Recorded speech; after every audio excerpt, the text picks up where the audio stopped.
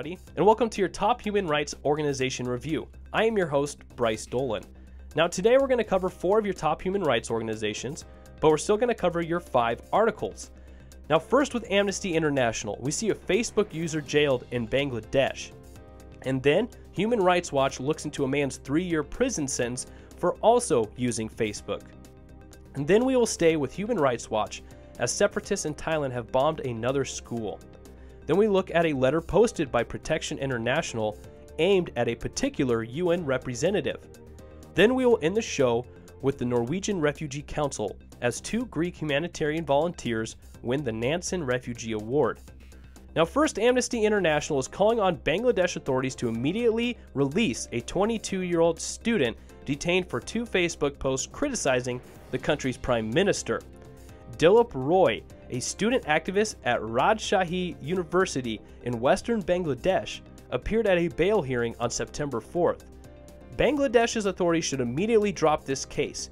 By invoking draconian laws to hound critics for Facebook posts, they are not just cracking down on peaceful dissent, but courting embarrassment, said Chumpa Patel, Amnesty International's director for South Asia.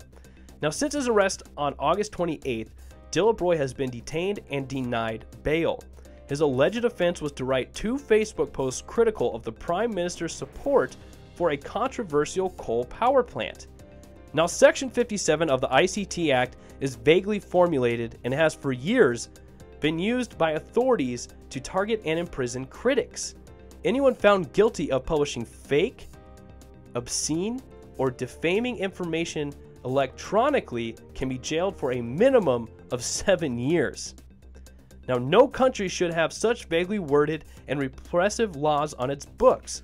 Bangladesh's authorities should repeal Section 57 immediately and stop using it to harass and threaten people who peacefully express views they don't like, said Chumpa Patel. Bangladesh must repeal Section 57 and release Roy immediately. So we'll keep an eye on Bangladesh, and hopefully soon, if not already, Roy has been granted his freedom. Now next, Human Rights Watch looks at a similar case in Algeria. An Algerian appeals court sentenced a man to 3 years in prison for Facebook posts insulting Islam. Slimane Bouhafs, a Christian convert, has been detained in Bel Air prison in the province of Sétif since August 1st. He was convicted by a lower court on August 7th, who initially sentenced him to 5 years in prison. The Algerian authorities should immediately release Bouhafs, Human Rights Watch said. Algerian prosecutors should stop bringing charges against people for their peaceful expression of religious, political, or other views. Algerian courts have no business judging people's religious beliefs and opinions, said Sarah Leah Whitson, the Middle East and North Africa Human Rights Watch director. Algeria should urgently revise its penal code to stop criminalizing peaceful free expression and including views that may insult Islam and the Prophet, she said. Now, Bouhafs, 49, was arrested by gendarmerie on July 31st in Bouslam, a commune in the province of Sétif. Now, his daughter Lily Bouhafs told Human Rights Watch that the gendarmerie phoned him that day and ordered him to report to their headquarters in Bouslam. They then placed him under arrest and took him to his house, where they conducted a search and seized his computer. A court prosecutor charged him under the Article 144 of the Penal Code, an article that provides for a prison term of 3 to 5 years and a fine of up to 100,000 dinars, which is around $914 in US dollars, for offending the Prophet and denigrating the dogma or precepts of Islam. Now, his lawyer, Salah Debouze, said that Bouhafs was tried in a single late-night court session, after which he was sentenced to 5 years in prison. Now, the appeals court retried Bouhafs on August 30th and announced its verdict on September 6th, where it was changed to 3 years in prison. Now, during his trial, Bouhafs' due process rights were seemingly violated. In the written judgment, the judge states that during the initial hearing session on July 31st, he reminded the defendant of his right to a lawyer and his right to request postponement of the trial. But the Bouhafs waived both rights and adamantly requested his immediate judgment. However, Debus told Human Rights Watch that when he visited his client in Bel Air prison on August 8th, Buhavs denied giving such a waiver of these rights, saying that the judge did not inform him of this right to a lawyer, nor his right to postpone his trial.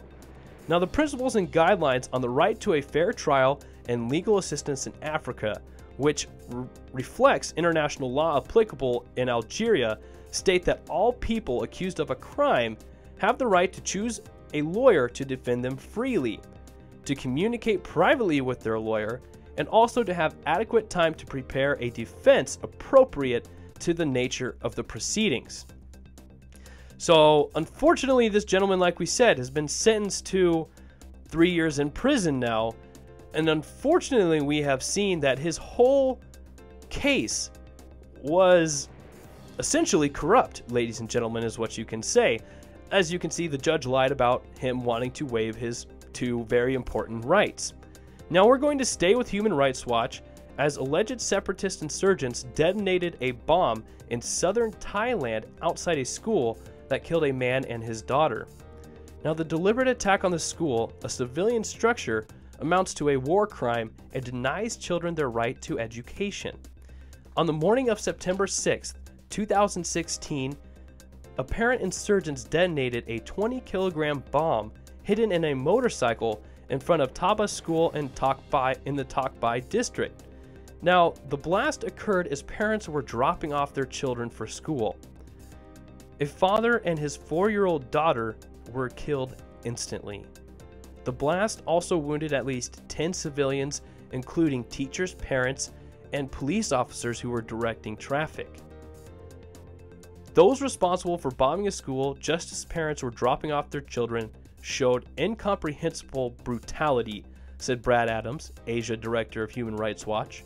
Calling this a war crime does not fully convey the harm done to the victims or the far-reaching impact such attacks have on children in the region. A peace dialogue between the Thai government and separatist groups under the umbrella of Mera Patini resumed on September 2nd. However, insurgents affiliated with the BRN Coordinate have not ceased attacks on civilians. Now, Human Rights Watch has repeatedly condemned laws of war violations by the separatist insurgents in the southern border provinces. The laws of war, also known as international law, prohibits attacks on civilians and civilian objects, or attacks that fail to discriminate between combatants and civilians. Well, under the laws of war, police officers engaged in directing traffic and other ordinary policing functions are considered technically civilians. There is no justification under international law for claims by insurgents that attacks on civilians are lawful because they are a part of the Thai Buddhist state, or that Islamic law, as they interpret it, permits such attacks.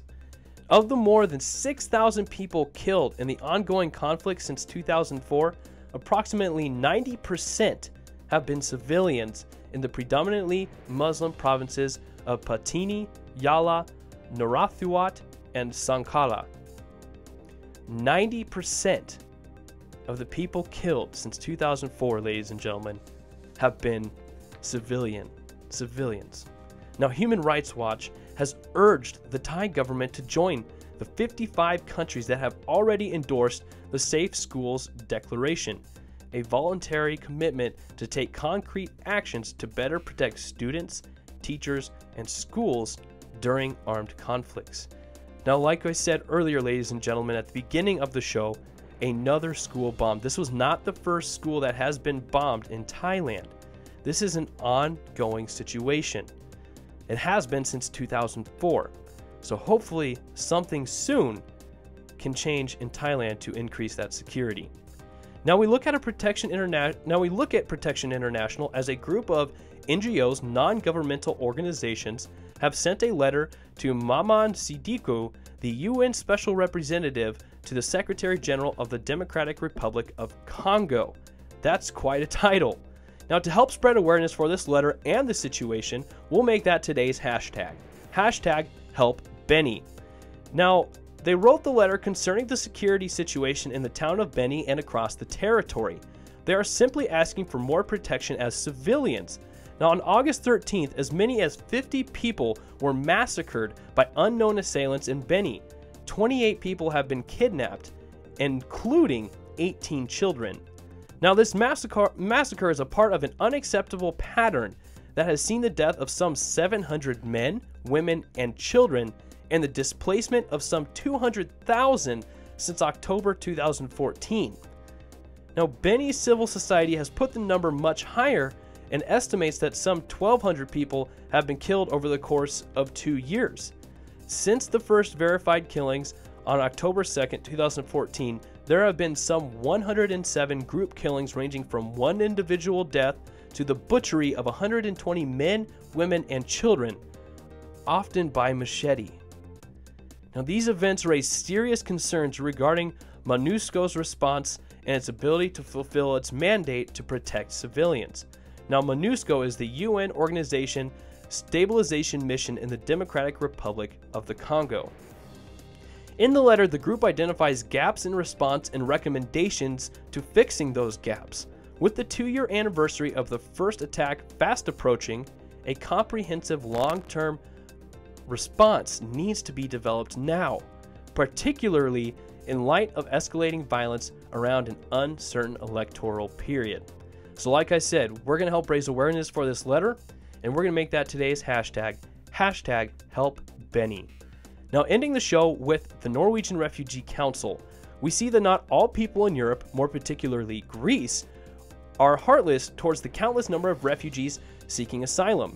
We've spoken earlier segments how Europe has completely closed its borders and have become heartless towards these refugees.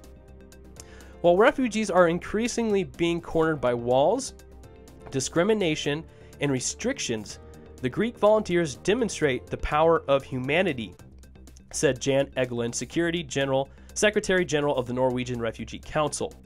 Now, Konstantinos Mitragas of the Hellenic Rescue Team, HRT, and Effie Latsoudi of the Pikpa Village are joint 2016 winners of the UNHCR Nansen Refugee Award, which recognizes extraordinary humanitarian work on behalf of refugees, internally displaced, and stateless people. During the 2015 refugee crisis, they saved lives and provided a safe haven for thousands of the most vulnerable refugees arriving on Greek shores. Konstantinos Mitragas, a sea captain and Secretary General of HRT, is being awarded on behalf of this 2,000-strong volunteer sea rescue team. Now, in 2015, they worked day and night and undertook 1,035 rescue operations, saving over 2,500 lives and assisting more than 7,000 people to safety. 2015 was the most difficult year we have ever faced as a rescue team. We lived absolute horror. There were many casualties, among them many children, which is the thing that affects you the most, said Mitragas. I believe it's something in your heart that moves you and makes you a volunteer. And I can say our volunteers are heroes. No matter where someone comes from or their religion, as a rescue organization, we have to be there. We have to be united in periods of crisis. Now, Effie Latsoudi is awarded for her work at the Pikpa village on the Greek island of Lesbos. The center provides a safe and welcoming environment on the island for vulnerable refugees. This includes women who have lost children during the crossing and people with physical disabilities. Now, during the peak of the crisis, Pikpa hosted around 600 refugees a day. 600 a day! 4 times the capacity of the village, distributing over 2,000 meals each day. For me, supporting refugees is not something exceptional. It's something that we have to do. I think the reason that Greek and international volunteers come to the island every day has to do with solidarity. I think this is something that comes in our blood. There is a face of Europe that is very human, and it's amazing. It can do miracles, and this is a miracle, said Latsoudi. Now, it is very obvious why these two were awarded the Nansen Refugee Award. You can find the link to all of these articles below in the description. Please subscribe to our YouTube channel. give us a like on Facebook, or follow us on Twitter. But thank you for watching your Top Human Rights Organization review. I was your host, Bryce Dolan.